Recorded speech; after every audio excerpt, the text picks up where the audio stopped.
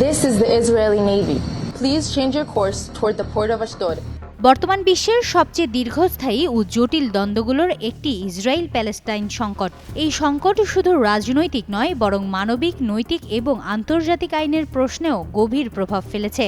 সাম্প্রতিক সময়ে গাজায় চলমান অবরোধ ভাঙতে উদ্যোগ নেওয়া গ্লোবাল সমুদ্র ফ্লোটিলা নতুন করে এই সংকটকে বৈশ্বিক আলোচনার কেন্দ্রবিন্দুতে নিয়ে এসেছে।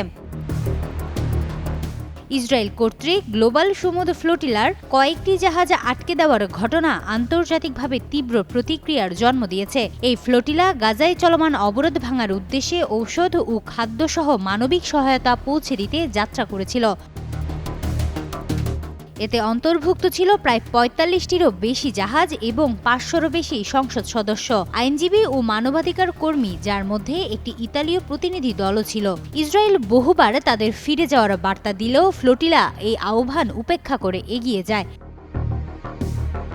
এই ঘটনার পরপরই ইতালির বিভিন্ন শহরে তীব্র বিক্ষোভ শুরু হয়। দক্ষিণাঞ্চলের নেপলসে বিক্ষোভকারীরা রেল স্টেশন দখল করে ট্রেন চলাচল বন্ধ করে দেয়। রাজধানী রোমে টার্মিনি রেলওয়ে স্টেশনের আশপাশে জমায়েত হওয়া মানুষদের পুলিশ ঘিরে রাখে।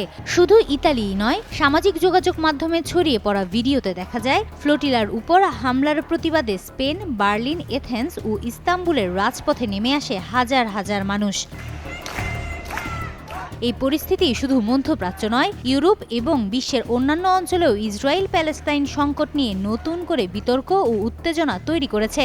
এখন দেখার বিষয় আন্তর্জাতিক মহল কিভাবে এই ঘটনার প্রতিক্রিয়া জানায় এবং পরবর্তী কী পদক্ষেপ গ্রহণ করা হয়।